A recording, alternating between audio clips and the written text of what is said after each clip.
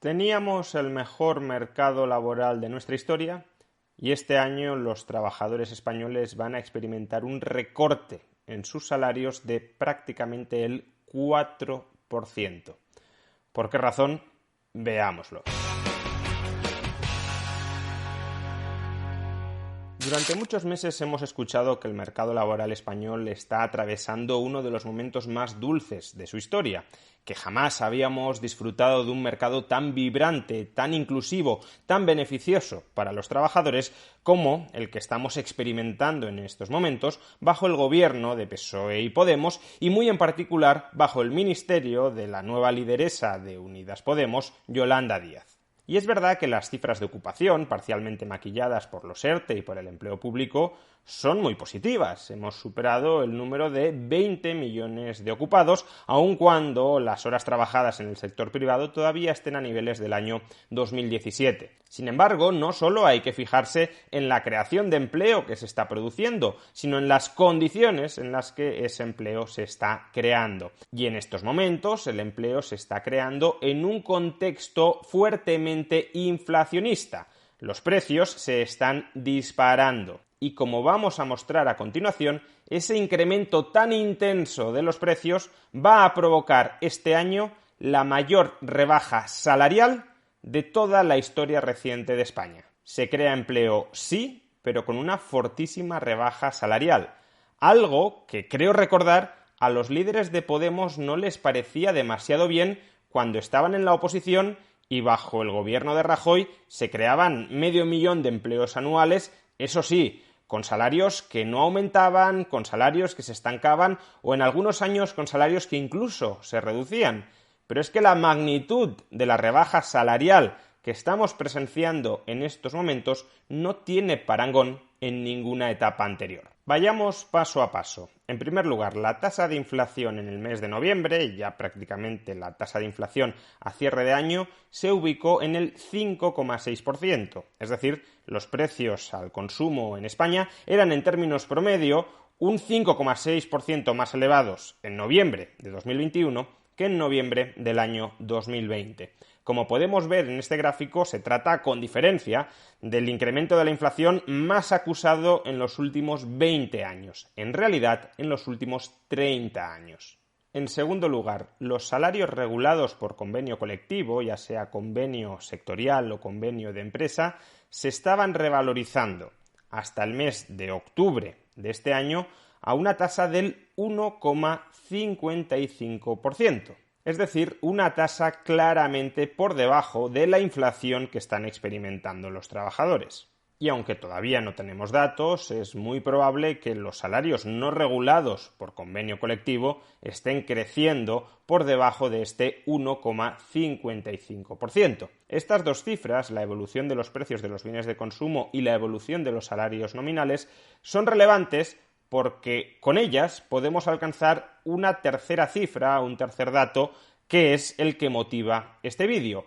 ¿Cuál está siendo la evolución de los salarios reales? Si mi salario nominal se mantiene constante y los precios de los bienes que compro habitualmente se encarecen un 2%, a efectos prácticos es como si los precios no hubiesen aumentado y a mí me hubiesen recortado el salario nominal en un 2%. Pues bien, si partimos de la base de que los salarios nominales en España están incrementándose en términos promedios un 1,55% y que a su vez los precios se están encareciendo en términos promedios un 5,6%, tendríamos que en términos medios los salarios reales en España están bajando a un ritmo del 3,8%.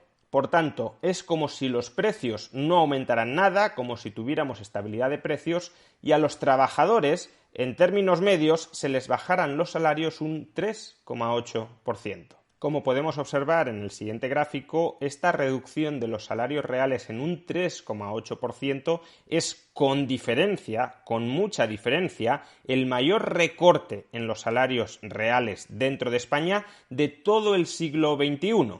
De hecho, el segundo mayor recorte de los salarios reales se vivió en el año 2012, cuando España estaba a punto de quebrar, y fue del 1,7%. Es decir, menos de la mitad del recorte que vamos a experimentar este año. Diré más, la pérdida de poder adquisitivo que experimentarán en términos reales los trabajadores en el año 2021 borra totalmente la ganancia acumulada de poder adquisitivo que experimentaron en los años 2019 y 2020 bajo el gobierno de Pedro Sánchez. Es decir, que solo en 2021 los trabajadores se van a empobrecer más de lo que se enriquecieron en 2019 y en 2020. Tan evidente, tan flagrante está siendo esta pérdida de poder adquisitivo que están experimentando los trabajadores españoles en el mercado laboral más vibrante, más vigoroso, más social de toda la historia de España, que incluso la ministra de Trabajo, Yolanda Díaz, ha tenido que reconocerlo. Todo parece que el incremento del IPC es puramente coyuntural y no está centrado en los salarios ni en las pensiones. Es decir, la causa tiene que ver con el precio internacional del gas y las emisiones de CO2 y demás. Esto quiere decir que tenemos en el conjunto de la Unión acotado el problema. Lo que no obsta a que, como vengo diciendo desde hace meses, estemos atentos, porque está claro que está causando perjuicios en el ámbito productivo, pero también perjuicios en la pérdida de poder adquisitivo de muchos trabajadores y de muchas trabajadoras.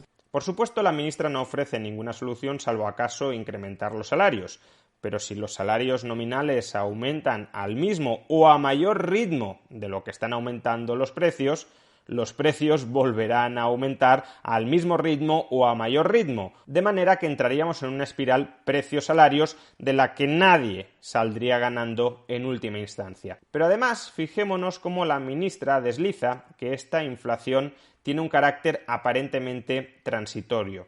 Cuidado, no nos dejemos engañar con los adjetivos. Aun cuando la inflación tuviera un componente transitorio, que no es del todo descartable, aunque tampoco es ni mucho menos tan seguro como parece estar dándolo a entender la ministra de Trabajo, pero aun cuando la inflación tuviera una naturaleza transitoria, eso no significa que los precios el año que viene van a caer todo lo que han subido este año y que, por tanto, los trabajadores recuperarán el poder adquisitivo que han perdido este año.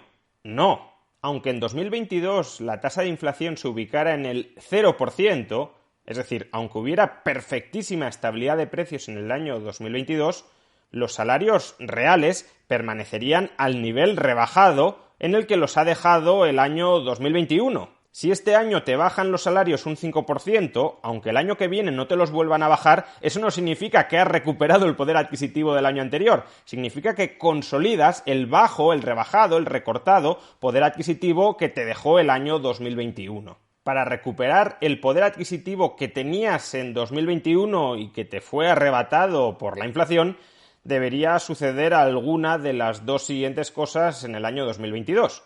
O bien tener una tasa de deflación del 3,8%, o bien que los salarios nominales aumenten en un 3,8%, o bien una combinación de ambos fenómenos. Y es bastante dudoso que termine sucediendo, plenamente claro, alguno de estos dos fenómenos, de tal manera que es muy complicado que el poder adquisitivo que han perdido los trabajadores en 2021 lo vayan a recuperar en 2022. Quizás sí en 2023, o en 2024, o en 2025, pero de momento ni en 2021 ni en 2022.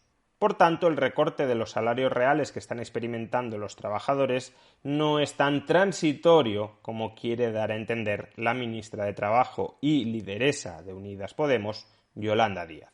En definitiva, después de tantos años, escuchando a tantos economistas de izquierdas, algunos de ellos metidos en Unidas Podemos, diciendo que la inflación en realidad no era enemiga de los trabajadores, sino amiga de los trabajadores, aquí están sus resultados.